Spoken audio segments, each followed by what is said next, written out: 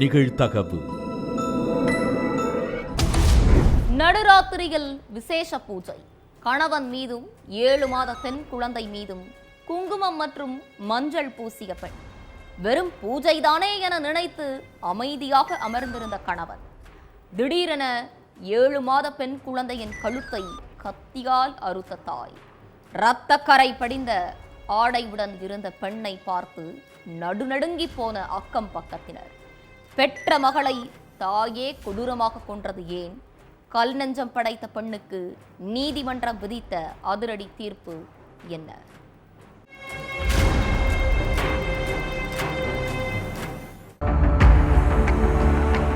நடு ராத்திரி 12 மணிக்கு ஒரு வீட்டுக்குள்ள இருந்து முதியவர் ஒருத்தர் கத்துற சவுண்ட் கேட்டு அக்கம் பக்கத்துல உள்ளவங்கெல்லாம் ஓடி வந்திருக்காங்க.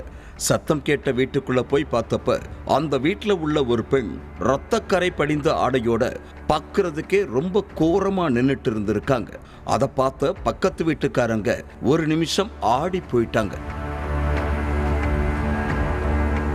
அதுக்கப்புறம் அங்க இருந்த முதியவர்கிட்ட போய் என்ன தாத்தா ஆச்சு, எதுக்கு கத்துனீங்கன்னு கேட்டதுக்கு பூஜை ரூம்ல என் பேத்தி இறந்து கிடக்கான்னு சொல்லி கதறி அழுதுருக்காரு. பூஜை ரூம்குள்ள போய் பார்த்தா தாத்தா சொன்ன மாதிரியே 7 மாச பெண் குழந்தை கழுத்து அறுக்கப்பட்ட நிலையில இறந்து கிடந்திருக்கு. சடலத்தை கட்டி அணைச்சபடியே அந்த குழந்தையோட அப்பா கதறி அழுதுட்டு இருந்திருக்கார். குழந்தையோட அப்பாவும் தாத்தாவும் அழுதுட்டு இருந்திருக்காங்க. அம்மா ரத்தக்கரை படைஞ்ச ட்ரெஸ்ஸோட பார்க்கவே கொடூரமா நின்னுட்டு இருக்காங்க. இந்த வீட்டுல அப்படி என்னதான் நடந்துச்சுன்னு தெரியாம அக்கம் பக்கத்துல உள்ளவங்க எல்லாம் குழம்பி போய் நின்னாங்க. அடுத்த கொஞ்ச நேரத்துல அங்க போலீஸ் வந்ததுக்கு அப்புறம்தான் நடு ராத்திரியில அந்த வீட்டுக்குள்ள என்ன நடந்துச்சு, 7 மாச குழந்தையை யார் கொன்னதுங்கிற எல்லா விஷயமும் தெரிய வந்திருக்கு.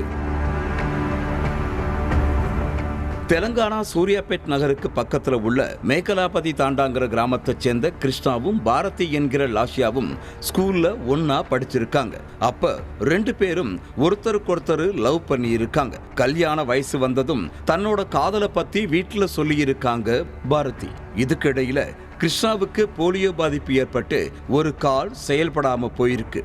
அத காரணம் காட்டி பாரதியோட பெற்றோர் அவங்க காதலுக்கு எதிர்ப்பு தெரிவிச்சு வேறொரு பையனுக்கு பாரதி என்கிற லாஷியாவை கல்யாணம் பண்ணி கொடுத்தாங்க. ஆனா கல்யாணம் முடிஞ்ச ஒரு சில ஆண்டுகளிலேயே கணவன் மனைவிக்குள்ள கருத்து வேறுபாடு ஏற்பட்டு விவாகரத்து வாங்கி பிரிஞ்சிட்டாங்க. அதுக்கப்புறம் 2019 தன்னோட காதலன் கிருஷ்ணாவை 2ஆவதா கல்யாணம் பண்ணி இருக்காங்க பாரதி என்கிற லாஷியா. இந்த தம்பதிக்கு பெண் குழந்தை பிறந்திருக்கு. ஜோசியத்துல அதிக நம்பிக்கை கொண்ட பாரதி அடிக்கடி நேரம் நல்லா இருக்கான்னு ஜோசியர்கிட்ட போய் ஜோசியம் பார்த்திருக்காங்க. கிருஷ்ணாவை கல்யாணம் பண்ணிக்கிறதுக்கு கொஞ்ச நாளைக்கு முன்னாடி கூட அந்த ஊர்ல உள்ள ஒரு ஜோசியர்கிட்ட ஜோசியம் பார்த்திருக்காங்க.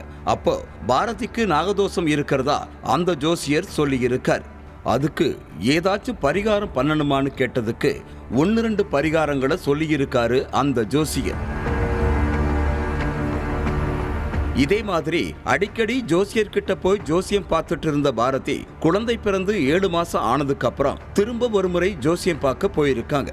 அப்போ உங்களுக்கு இருக்கிற நாகதோஷம் வலுவாகிட்டே இருக்கிறதாகவும் இதனால உங்க உயிருக்கே ஆபத்து வரலாம்னு உங்க குழந்தைய நீங்க சாமிக்கு நரபலி கொடுத்தாதான் உங்களுக்கு இருக்கிற நாகதோஷம் நீங்கும்னு சொல்லி இருக்காரு அந்த ஜோசியர். அத அப்படியே நம்பின பாரதி தன்னோட உயிரை காப்பாத்திக்க குழந்தைய நரபலி கொடுக்கணும்னா அதுக்கும் நான் ரெடிதான்னு ஈவு இரக்கமே இல்லாம சொல்லி இருக்காங்க. குழந்தைய நரபலி கொடுக்க பாரதி ஓகே சொன்னதும் அதை எப்படி பண்ணணும், எந்த நேரத்துல பண்ணணும்னு சொல்லி இருக்காரு. அடுத்து நேரா வீட்டுக்கு வந்த பாரதி 2021 ஏப்ரல் 15ஆம் தேதி நைட்டு 12 மணிக்கு கணவர் கிருஷ்ணா குழந்தைய கூப்பிட்டு பூஜை அறையில வச்சு பூஜை பண்ணி இருக்காங்க. வீட்டுல கிருஷ்ணாவோட அப்பா இருந்திருக்கார். வயது முதிர்வு காரணமா தனியா எழுந்திருச்சு நடக்க முடியாம படுத்த படுக்கையா இருந்திருக்கார். பூஜையப்ப கணவர் மேலையும் குழந்தை மேலையும் குங்குமத்தையும் மஞ்சளையும் அதிக அளவு பூசியிருக்காங்க. வழக்கம் போல ஏதோ சாதாரண பூஜை தான் நினைச்ச கிருஷ்ணாவும் மனைவி கிட்ட என்ன ஏதுன்னு கேட்காம அமைதியா இருந்திருக்காரு. சாமி போட்டோ முன்னாடி நின்னு கை குப்பி சாமி கும்பிட்டுட்டு இருந்த பாரதி திடீர்னு அங்க இருந்த கத்தியை எடுத்து கீழே படுத்திருந்த 7 மாச பெண் குழந்தையோட கழுத்தை அறுத்திருக்காங்க. இதை பார்த்து குலை நடுங்கி போன கணவர் கிருஷ்ணா பாரதியை தடுக்க முயற்சி பண்ணிருக்காரு. ஆனா ஒரு கால் செயல்படாதுங்கிறதால அவரால் வேகமா எழுந்திருச்சு எதுவுமே பண்ண முடியாம போயிருக்கு. பிஞ்சு கழுத்து அறுபட்டதால கொஞ்ச நேரத்திலேயே அந்த குழந்தை பரிதாபமா உயிரிழந்துருச்சு.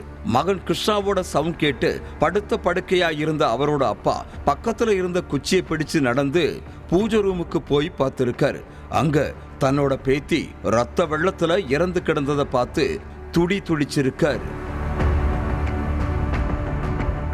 அது மட்டும் இல்லாம தன்னோட பேத்தியை கொன்னது மருமகள் தான் தெரிஞ்சு கூட கொஞ்சம் அதிர்ச்சியாகி இருக்கார். அவரோட அலறல் சத்தம் கேட்டுத்தான் பக்கத்து வீட்டுக்காரங்க வந்து போலீஸுக்கு தகவல் சொல்லி இருக்காங்க. அதுக்கப்புறம் போலீஸ் பாரதியை அரெஸ்ட் பண்ணி ஜெயிலில் அடைச்சிட்டாங்க. இந்த கேஸ் கோர்ட்ல நடந்துட்டு இருந்தாலும் 1 வருஷத்துக்கு அப்புறம் பாரதி ஜாமீன்ல வெளியே வந்திருக்காங்க. ஏதோ தெரியாம பண்ணிட்டே மன்னிச்சுக்கிறங்கன்னு கணவன் காலில் விழுந்து கதறினதால கிருஷ்ணா அவங்கள ஏத்துக்கிட்டு ஒன்னா வாழ்ந்திருக்காங்க. இதுக்கிடையில 2023 தூங்கிட்டு இருந்த கிருஷ்ணாவோட தலையில கல்ல தூக்கி போட்டு கொல்ல பார்த்திருக்காங்க மனைவி பாரதி. இதுல அதிர்ஷ்டவசமா உயிர் தப்பின கிருஷ்ணா போலீஸ்ல கம்ப்ளைண்ட் பண்ணி இருக்காரு. அதன் அடிப்படையில போலீஸ் பாரதியை கைது பண்ணி ஜெயில அடைச்சிட்டாங்க. ஒரு ஜோசியக்கார பேச்சை கேட்டுத்தான் பாரதி தன்னோட கணவனை கொல்ல முயற்சி பண்ணதா சொல்லப்படுது. பெத்த மகளையே கழுத்தறுத்து கொன்ன வழக்கு சூர்யாபேட்டில் உள்ள 1வது கூடுதல் அமர்வு நீதிமன்றத்தில் நடந்து வந்துச்சு. வழக்க விசாரிச்ச நீதிபதி சியாமலா தேவி ஸ்ரீ பாரதிய குற்றவாளியா அறிவிச்சதோட இது அரிதினும் அரிதான வழக்குன்னு சுட்டிக்காட்டி அவங்களுக்கு மரண தண்டனை விதிச்சு தீர்ப்பளிச்சிருக்காங்க. இந்த கேஸ்ல பாரதியோட கணவர் கிருஷ்ணாவோட சாட்சி தான் மிக முக்கிய சாட்சியா கருதப்பட்டிருக்கு.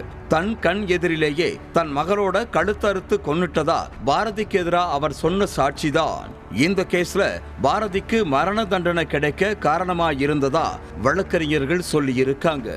கணவனை கொல்ல முயற்சி பண்ண வழக்குல பாரதி ஏற்கனவே ஜெயில தான் இருக்காங்க. இதுக்கு நடுவுல மகளை கொன்ன வழக்குல கோர்ட் அவங்களுக்கு மரண தண்டனை விதிச்சிருக்கு.